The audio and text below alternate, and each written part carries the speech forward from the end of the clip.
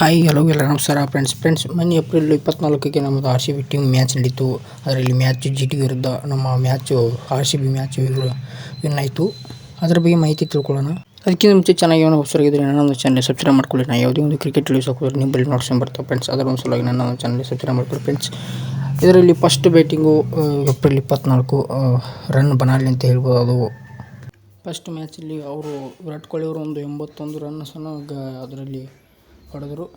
Target almost 205 ಅಥವಾ 6 ಒಟ್ಟು 20 run ಟಾರ್ಗೆಟನ್ನು ಇಟ್ಕೊಂಡಿದ್ದರು Virat Kohli ಅವರು.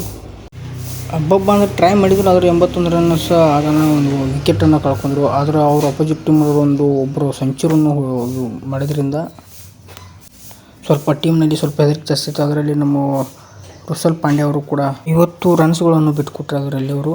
ಹಾಗಾಗಿ ಸ್ವಲ್ಪ ಟೀಮ್ ಹಿಂಜರಿತೆ ಅಂತ ಸ್ವಲ್ಪ ನಮ್ಮ ಟೀಮ್ನಲ್ಲಿ ಸ್ವಲ್ಪ ಇಂಜುರಿ ಆಗಿದ್ದರಿಂದ ಒಬ್ಬ ಪ್ಲೇಯರಿಗೆ ಇಂಜುರಿ ಆಗೋದ್ರಿಂದ ರುನಾಲ್ ಪಾಂಡ್ಯ ಅವರು ಬೌಲಿಂಗ್ ಹಾಕಿದರು.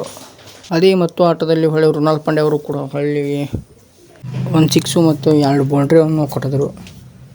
ಅದರಿಂದ ಸ್ವಲ್ಪ ಟೀಮಿಗೆ ಹೆದರಿಕೆಯನ್ನು ಹುಟ್ಟುತ್ತಾ ಇತ್ತು ಅಂತ ಹೇಳ್ಬೋದು ನಾವು.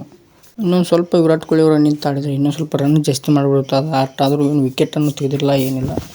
ಆದ್ದರಿಂದ ಮ್ಯಾಚನ್ನು ವಿನ್ ಆಗೋಕ್ಕೆ ಸಾಧ್ಯ ಆಯಿತು. ಅವರು ಆಟ ಆಡೋ ಲೆಕ್ಕ ನೋಡಿದರೆ ನಾವು ಈ ಸಲ ಎಲ್ಲಿ ಸೆಂಚುರಿ ಹೊಡಿತಾರಂತ ಮಾಡಿದ್ವಿ. ಅದರ ಸೆಂಚುರಿ ಆಗಲಿಲ್ಲ, ಜಸ್ಟ್ ಒಂದು 81 ರನ್ಸನ್ನು ಅದರ ವಿಕೆಟ್ ಆಯಿತು. ಅಂತೂ ಮ್ಯಾಚಿಗೆ ಈ ಸ್ಥಾನದಲ್ಲಿ ಹಿಡ್ಕೊಂಡ್ರೆ ನಮ್ಮದು ಟೀಮು ಸೆಕೆಂಡ್ ಇದರಲ್ಲಿ ಬರ್ಬೋದು. ಇದ್ರ ಬಗ್ಗೆ ನಿಮಗೆ ಏನಾದ್ರು ಸಿಕ್ಕಿದರೆ ಕಮೆಂಟ್ ಸೆಕ್ಷನಲ್ಲಿ ತಿಳಿಸಿ. Thank you all friends.